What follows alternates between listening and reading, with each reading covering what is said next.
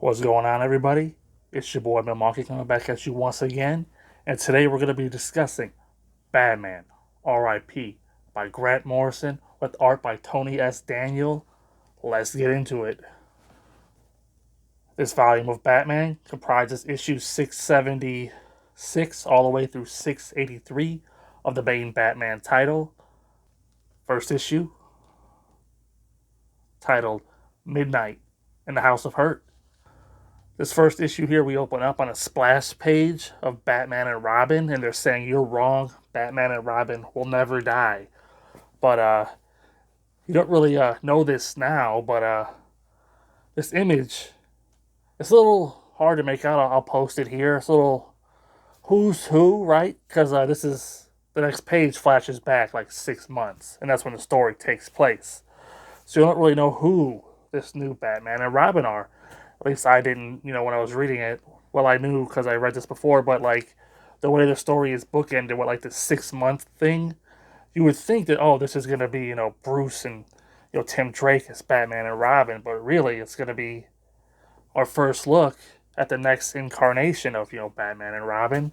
But we wouldn't know that here at the beginning of the book. But I just spoiled that, I guess. Even though the art's off and it's a little different when Damian and Nightwing are Robin and Batman. And we cut to a scene where Lee Bossu, he's arriving at Dr. Hurt's mansion, and he arrives there and he's like, "Yo, I just killed a man on your doorstep. This is not going to be a problem, is it?"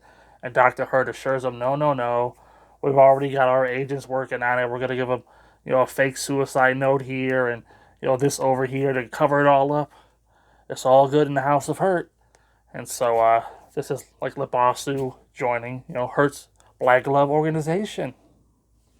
Then we cut to Gotham and, Batman and Robin, Bruce and Tim, they're taking out that new Batmobile. Remember, way back when in the first issue of Grant's run, it was titled Build a Better Batmobile. Well, here's the reveal of the Batmobile, and they're taking it out for a test drive. Because if we recall, in my previous Grant Morrison video, Batman kind of died for like 4 minutes.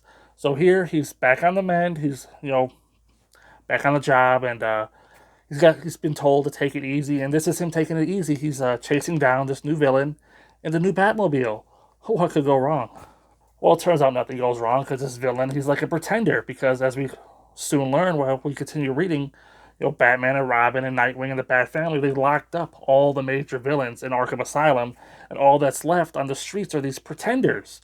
So this pretender, he kidnaps a random family and leaves Batman on a car chase all through Gotham, and Batman apprehends him, and it was pretty easy. But while doing so, Batman comes across this bum by the name of Honor Jackson, and he looks into the window of the Batmobile and he says that Bruce or Batman has like a kind face. So Batman gives him like a couple $100 before he drives off. But as we'll see later, no good deed goes unpunished. So then we cut back to Bruce Wayne and Jezebel Jet, because if you recall, they're the big item here in this storyline. And Jezebel Jet, she's going over. Well, let me back it up because she found out who Bruce Wayne was right back in the previous volume. So now here they are, they're continuing their relationship, and she gets an invitation for like this masquerade from this organization called the Black Glove, and Bruce is like, "The Black Glove, let me see this invitation." And she wants to go, but Bruce is he's all against it, right? So that's that update.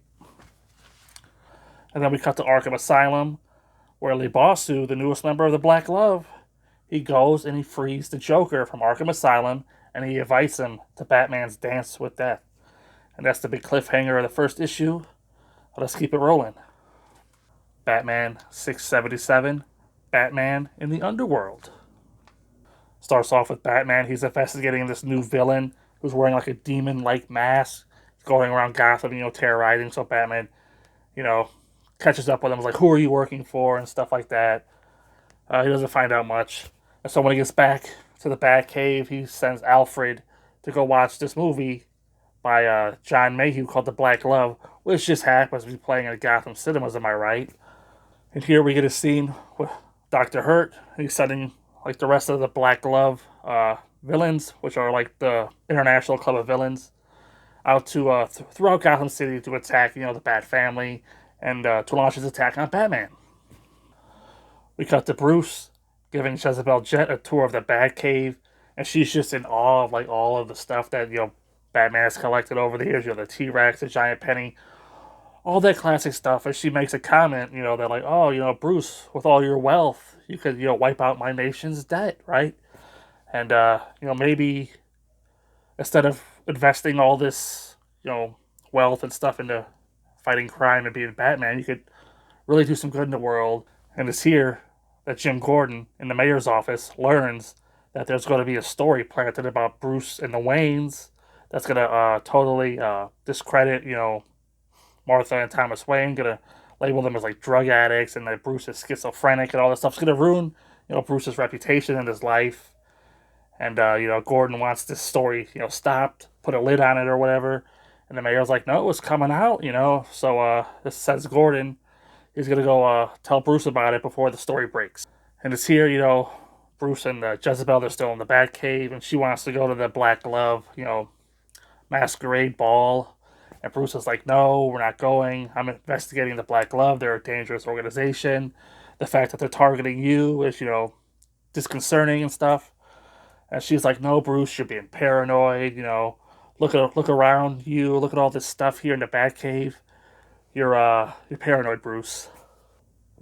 And it's here where she says, what if the villain that you're looking for, this mystery villain, the greatest villain that you'll ever come across, what if it's you?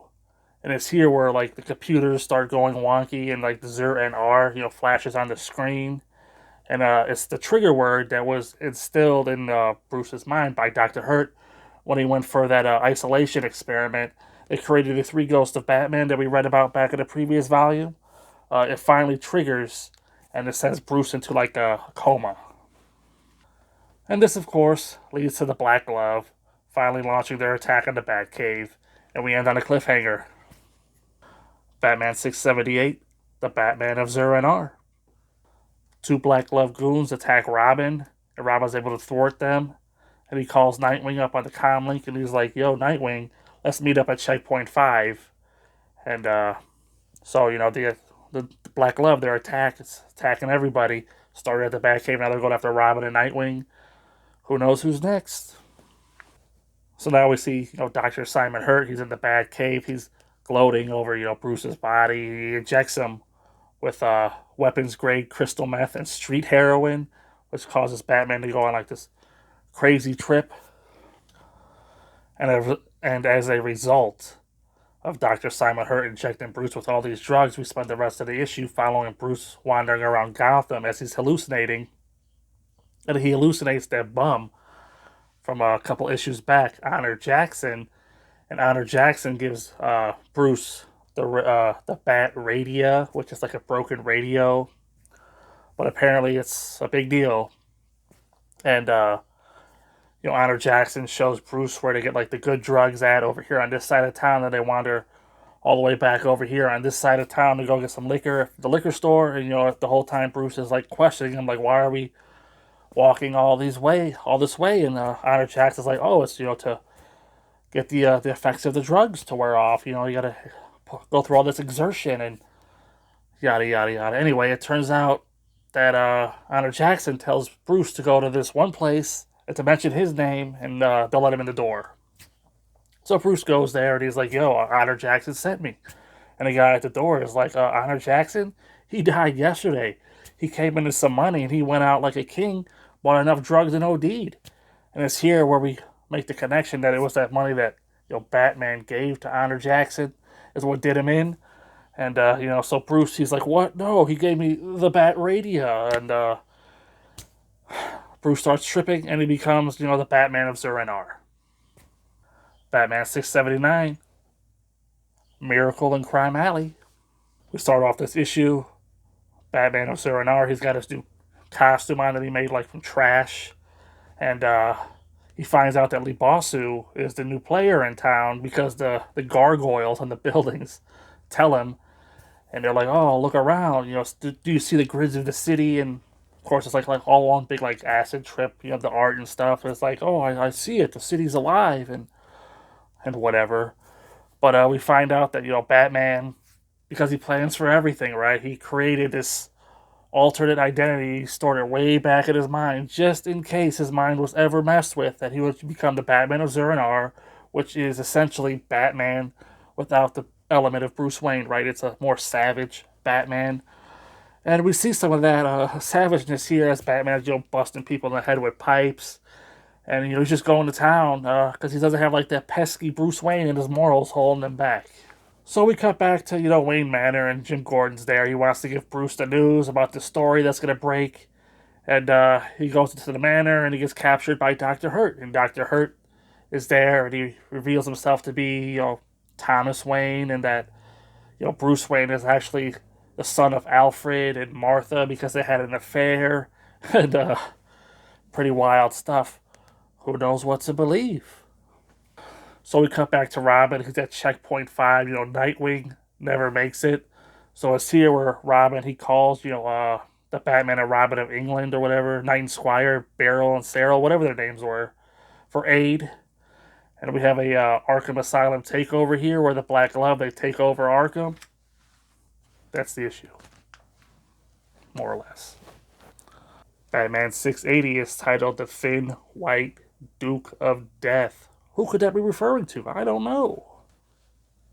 We start off here with the Black Glove inviting a bunch of rich evil people to place bets on whether or not Batman lives or dies throughout the night.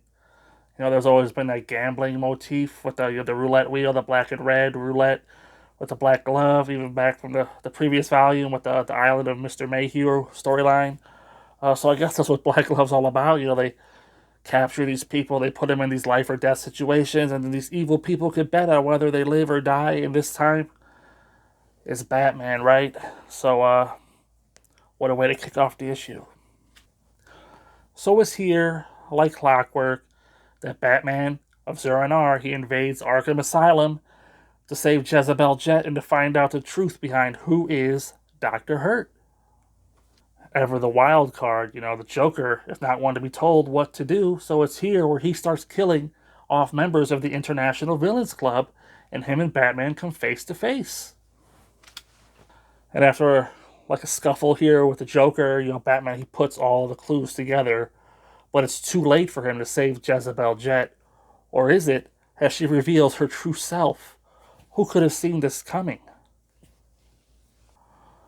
Also in this issue, we get the return of Talia al Ghul and Damian Wayne. They're back in town, and they're on the hunt for Bruce. Next issue, Batman 681, Hearts in Darkness. As a result of the previous issue, this issue starts off with the Black Glove burying Batman in a shallow grave, but they took the time to put him in a fresh bat suit. Gee, I wonder if that's going to come back to bite them in the ass. Give him all his gadgets, why don't you? And it's here, the Batman reveals that he underwent the Thogol, isolation experiments, so he could witness so he could experience what it's like to die without actually dying, and that's how Batman survives being buried alive. He's able to keep calm and break free, dead but not actually. And Joker, he's still killing, the Black Glove members as Bruce breaks out. On their way to Arkham Asylum, Damian Wayne is driving a Batmobile. He's going over this bridge while this ambulance is coming at him. And the Joker just happens to be in the ambulance, and, Damian crashes into the ambulance, sending the ambulance flying off the bridge into the river. So Damian inadvertently takes out the Joker. He doesn't even know it. And so it's here, the big showdown. Simon Hurt, Batman. Dr. Hurt tells him that, I'm your father. I'm Thomas Wayne. And Batman's like, nah, bro, you're not.